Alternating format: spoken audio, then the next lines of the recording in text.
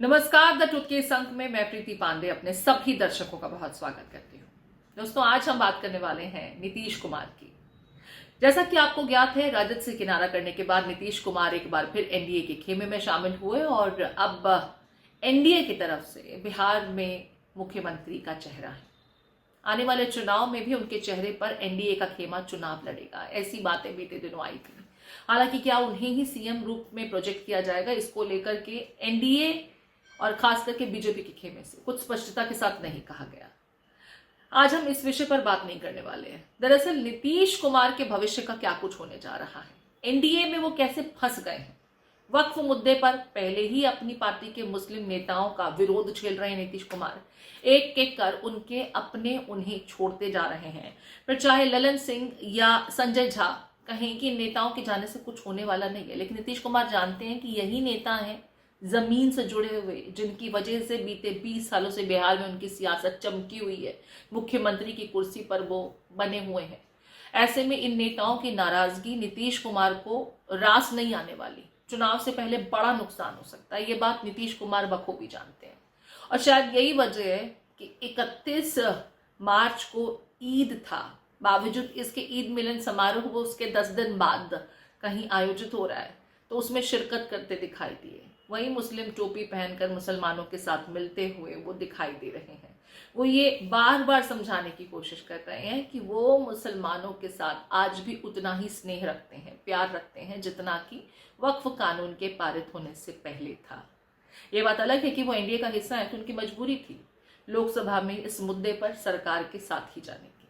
खैर, हम इसकी डिटेल्स में भी नहीं जाएंगे। इसके बारे में भी आपको बताएंगे कि एक एक कर जेडीयू में बने रहते हुए भी कुछ मुस्लिम नेता जेडीयू के सुप्रीम कोर्ट पहुंच गए हैं इस कानून को चुनौती देते हुए। मुस्लिम हितों का हवाला बार बार दिया जा रहा है अलग अलग प्लेटफॉर्म पर। हम इसकी भी डिटेल में बात नहीं करने वाले हैं। दरअसल नीतीश कुमार करना क्या चाह रहे हैं, कहां फंसे हुए हैं, उनके साथ होने क्या जा रहा है, इसको लेकर के चर्चा होगी। बीजेपी का खेमा नीतीश कुमार के चेहरे पर चुनाव लड़ना चाहता है, लेकिन नीतीश कुमार को इस बार सीएम के रूप में प्रोजेक्ट नहीं करना चाहता। ये तो बीते दिनों हमने देखा ही था। बीजेपी के प्रदेश अध्यक्ष जब बने भी नहीं थे, उन्होंने नीतीश कुमार को लेकर के कह दिया था कि तो पार्टी आला कमान तय करेगा, दिल्ली में सब तय होता है। नीतीश कुमार के चेहरे पर चुनाव लड़ेंगे, लेकिन वो सीएम फेस होंगे कि नहीं होंगे, इससे कोई फिलहाल स्पष्टता नजर नहीं आती।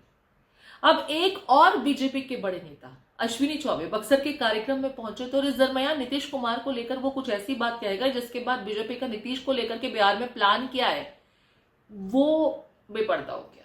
और तब से नीतीश कुमार के भविष्य को लेकर के चर्चाओं का दौर कर रहे।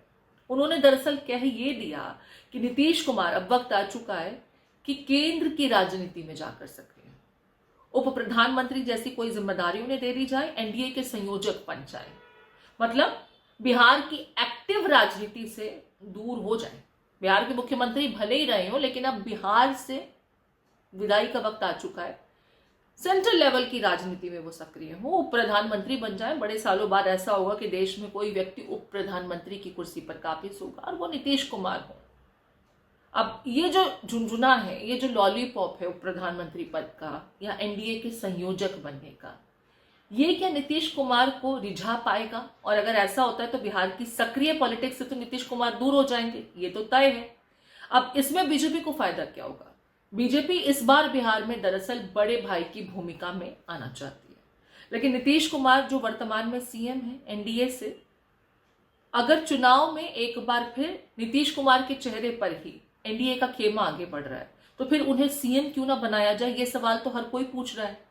और बस यही बीजेपी चाहती है कि नीतीश कुमार को एक दूसरी बड़ी जिम्मेदारी या बड़ा ओहदा देकर बिहार की सक्रिय राजनीति से पहले उन्हें दूर किया जाए।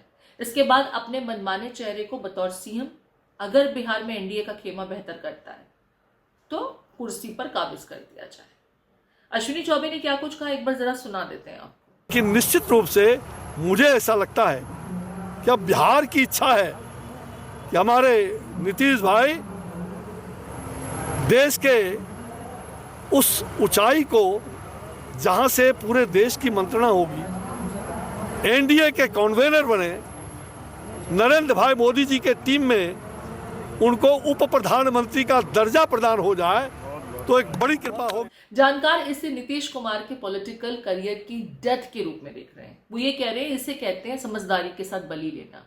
नीतीश कुमार को बड़ी पोजीशन पर पहुंचाकर एक्टिव पॉलिटिक्स से बिहार की दूर करना, कि नीतीश हमारे साथ बने भी हुए हैं, जनता ये समझे, लिहाजा नीतीश का वोट बैंक कहीं इधर उधर ना भागे, वोट एनडीए के ही खाते में जाए, ऐसे में उन्हें केंद्र में पहुंचा दीजिए।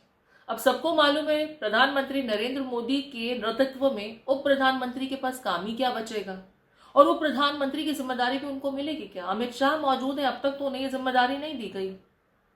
नीतीश कुमार को एनडीए का संयोजक बना दिया जाए तो भाई संयोजक, भले ही आप नेशनल लेवल पर बहुत कुछ बोलते रहें, खबरों में दिखते रहें, टीवियों में सुर्खियां बटोरते रहें, लेकिन बिहार की एक्टिव पॉलिटिक्स और जो स्टेचर वो बतौर सीएम एंजॉय कर रहे हैं वो तो उनको नहीं मिलने वाला। वैसे भी बीजेपी अब ये जानती है कि नीतीश कुमार की जो उम्र हो चुकी है, ऐसे में वो ज्यादातर नुकसान पहुंचा देते हैं, कभी भी कुछ कह देते हैं, कभी भी कुछ कर जाते हैं। कैमरा भी आजकल उनकी द्वारा की जाने वाली गलतियों को ही कैच कर रहा है, फिर वो सोशल मीडिया पर दिन भर ट्रोल होते रहते हैं। तो ऐसे में अगर उनसे दूरी बनाते हैं तो बार बार जनता भी कंफ्यूज होगी कि भाई इतना कौन पलटता है। तो ऐसे में नीतीश कुमार को अपने साथ रखिए, लेकिन एक्टिव पॉलिटिक्स से दूर कर दीजिए।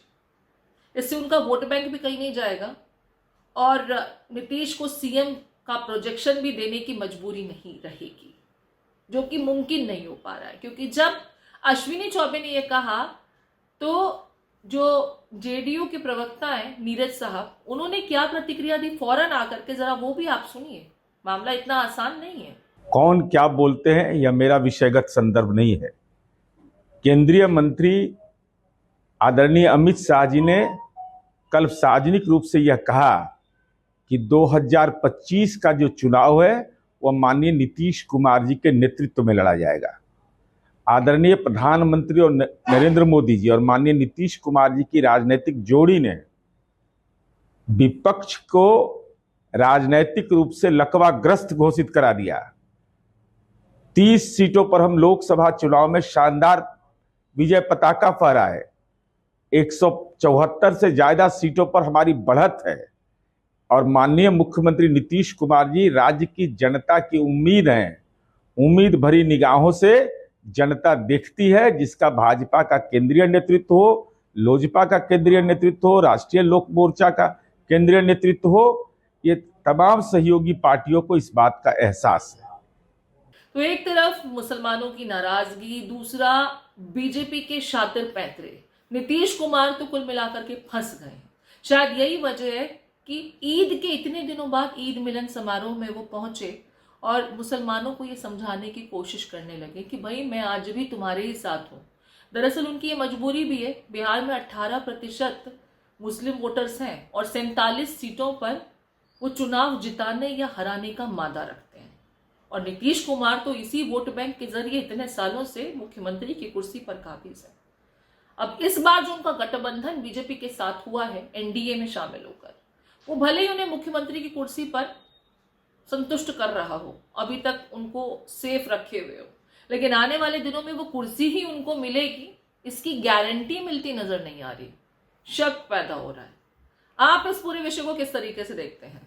आपको क्या लगता है कि बीजेपी के मन में नीतीश कुमार को लेकर क्या कुछ है? चुनाव से पहले ही क्या ये सब कुछ तय हो जाएगा?